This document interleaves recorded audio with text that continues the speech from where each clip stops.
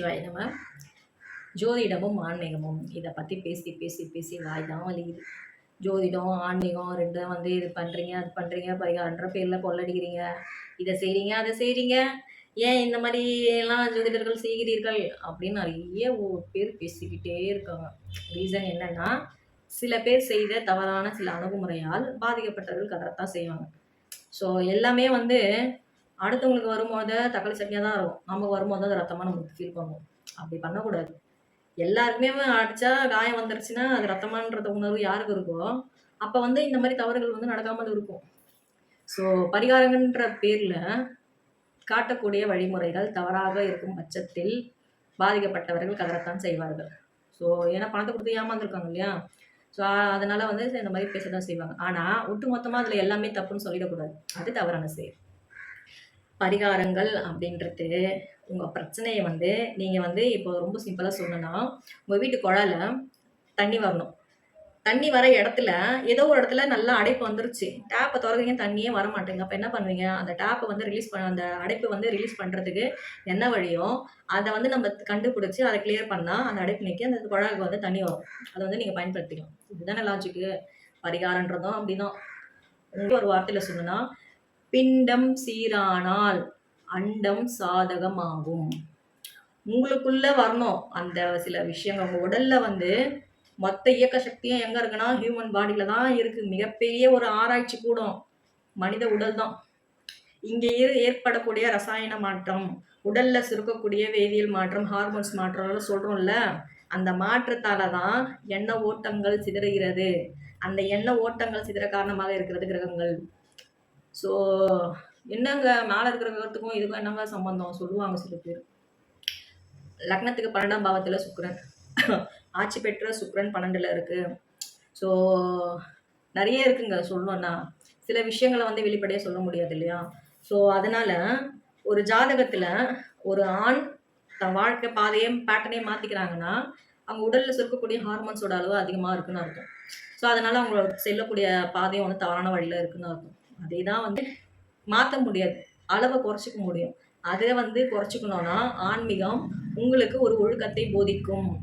அதாவது ஜோதிடத்தில் கிரக சேர்க்கையில் இது போல் பாதிப்புகள் இருக்குது அப்படின்னும் போது அதை வந்து ஒழுக்கத்தை போதிக்கிறது தான் ஆன்மீகம்.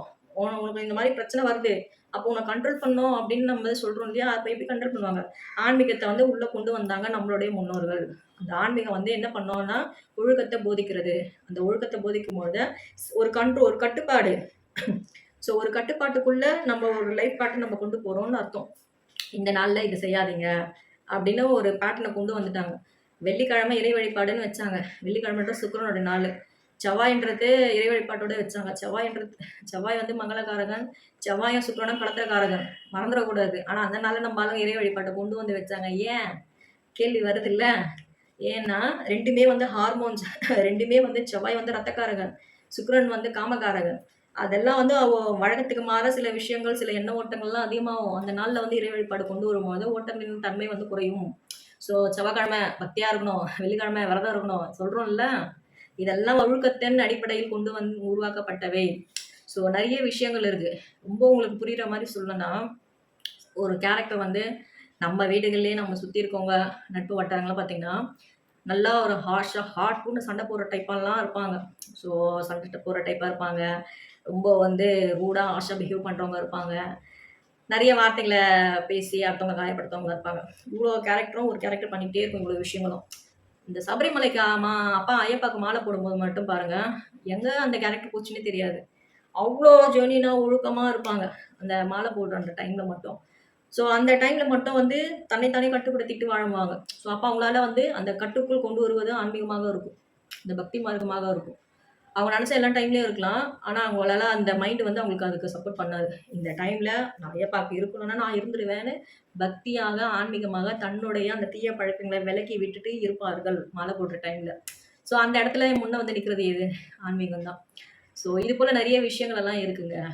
ஒரு ஜோதிடம்ன்றதுல வந்து என்னென்னா, நமக்கு ஒரு நல்ல காலம், ஒரு கெட்ட காலம். நல்ல காலத்தில் நாம் செய்யக்கூடிய முயற்சிகள் நல்ல பலன்களை கொடுக்கும். உடல் ரீதியாக நமக்கு ஒரு நல்ல பலன்களை கொடுக்கும். நோய் தாக்கங்கள் குறையும். ஸோ ஹார்மோன்ஸோட அளவு சீரான இயக்கத்தில் இயங்கும். சுவாசிக்கக்கூடிய அந்த மூச்சு காற்று சீராக இயங்கும். இதுதான் ரொம்ப முக்கியம். இதுதான் நல்ல காலம்.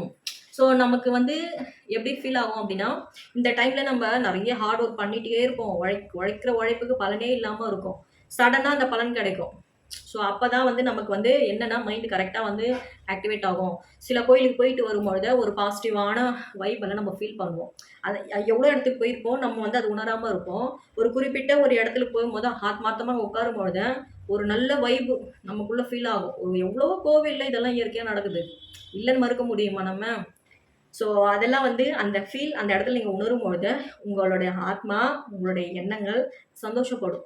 அந்த ஃபீலோடயே நீங்க ஒரு சில வேலைகள் செய்யும்பொழுது, அது உங்களுக்கு ஒரு நல்ல சேஞ்சஸ குடுக்கும். அந்த இடத்துல வந்து ஏதோ ஒரு விஷயங்களுக்காக நீங்க ட்ரை பண்ணியிருப்பீங்க. ஒரு சில கேரக்டர் சடனா சந்திப்பீங்க. அவங்க மூலமா ஒரு கான்வர்சேஷன் நடக்கும். அவங்க மூலமா சில நல்ல விஷயங்கள் உங்க வாழ்க்கையில ஒரு டர்னிங் நடக்கும். இதெல்லாம் வந்து நடக்குமானா நெறைய பேர் வாழ்க்கையில நடந்திருக்கு. இந்த மாரி விஷயங்கள் எல்லாம் நடக்கிறதுனால தான், சில பேருக்கு அந்த பரிகார முறைகள் பலன் குடுத்திருக்குன்னு நாங்க சொல்றோம். எல்லாமே புரிந்து கொள்ளும் விதத்தில் உண்டு. சரிங்களா? ஸோ நம்பிக்கை இருக்கலாம். மூட நம்பிக்கையாக மாறக்கூடாது. மூட நம்பிக்கைன்றது வேற. அது வந்து அவங்கள திருத்தவே முடியாது. அவங்கள அப்படியே விட்டுறணும். ஆனா, நாம இறை வழிபாடு மேல வச்ச நம்பிக்கை, அ அது வந்து என்னைக்குமே உண்மையா இருக்கணும். ஸோ அதுதான் வந்து நான் எப்பவுமே சொல்லக்கூடிய விஷயங்கள். நம்பிக்கை இருக்கணும். மூட நம்பிக்கையா மாறிவிடக்கூடாது அப்படின்றது. ஸோ இறை வழிபாடுன்றது வந்து ரொம்ப ரொம்ப உயர்வானது. நமக்கே அடையாளம் காட்டக்கூடியது என்னன்னா, ஆன்மீகம் மட்டும்தாங்க. ஸோ ஆன்மீக ரீதியா உங்க வாழ்க்கைய நீங்க கொண்டு போறீங்கன்னும் பொழுது, உங்களுக்கு வந்து என்னன்னா, இந்த பிரபஞ்சம் வந்து பேசிக்கிட்டே இருக்கும். பிரபஞ்சம் உங்ககிட்ட பேசிக்கிட்டே இருக்கும். நிமிஷத்துக்கு நிமிஷம் இந்த பிரபஞ்சம் உங்ககிட்ட பேசிக்கிட்டே இருக்குங்க. நீங்க அப்படியே அது கூட ஐக்கியப்பட்டு பாருங்க. ஸோ அந்த உணர்தலை உணர்த்தியவர்கள் நம்மளுடைய சித்த பெருமார்கள். மறந்துடக்கூடாது. ஸோ சித்த பெருமார்கள் எல்லாம் நம்மளோட சித்தர்கள்லாம் பார்த்தீங்கன்னா, ஆடம்பரத்தை விரும்பாதவங்க. ஸோ அவ்ளோ சித்தி நிலைய அடைஞ்சவங்க. ஆடம்பரத்தை வெறுத்தவங்க. ஆடம்பரத்துக்கும் அவங்களுக்கும் சம்மந்தமே கிடையாது. தன்னுடைய உடலில் இருக்கக்கூடிய சக்திகளை உணர்ந்து, இறைத்தன்மையை உணர்ந்ததுனால, தன்னோட உடலை சித்தி நிலைய கடந்தவங்க. ஸோ எல்லாமே எங்க இருக்கு? உடல்ல இருக்கு. அண்டத்தில் வந்தா பிண்டத்திலும் சொல்லி முடிச்சுட்டாங்க. பிண்டம் பிண்டம் சீரானால் அண்டம் சாதகமாகும். இவ்வளோதான் ஜோதிடமே. இத வந்து எந்த அளவில் நாம புரிஞ்சுக்கிறோன்றது ஒண்ணு இருக்கு இல்லையா? அது எந்த வழியில நம்ம கொண்டு போறோம் அப்படின்றது ஒண்ணு இருக்கு. இந்த பிண்டம் சீராகணும் அப்படின்னா, அதுக்கு தியானம் பண்ணணும், மூச்சு பயிற்சி பண்ணணும், நல்ல இயற்கையான உணவுகள எடுத்துக்கணும், நல்ல எண்ணங்கள வளர்த்துக்கணும். இப்படி நெறைய விஷயங்கள் அதுக்குள்ள டிஃபால்ட்டா இருக்கு. சில பேர் எல்லாம் வந்து பார்த்தீங்கன்னா, கை வலி, கால் வலி, மூட்டு வலி, கழுத்து வலின்னுவாங்க. ஆனா பார்த்தீங்கன்னா, எந்நேரம் ஒரே இடத்துல உட்காந்துக்கிட்டே இருப்பாங்க. அப்பப்போ உடம்புக்கு வந்து உடல் ஆரோக்கியம் நம்ம ஹெல்த் வைஸ் நம்ம நல்லா இருக்கணும்னா, ஃபிட்னஸ் ரொம்ப முக்கியம். கொஞ்சம் தூரம் வாக் பண்ணணும். அப்பப்போ கொஞ்சம் உடம்புக்கு வந்து ஸ்ட்ரெச் குடுக்கணும். இந்த மாரி சின்ன சின்ன எக்சர்சைஸ் பண்ணணும். ஸோ இதெல்லாம் பண்ணும்போது இந்த மாரி வலியே வராது. இதெல்லாம் இருக்கு இல்லையா? இத சொல்றதுக்கும் நேரம் காலம் பார்க்கணுமா என்ன? கிடையாது.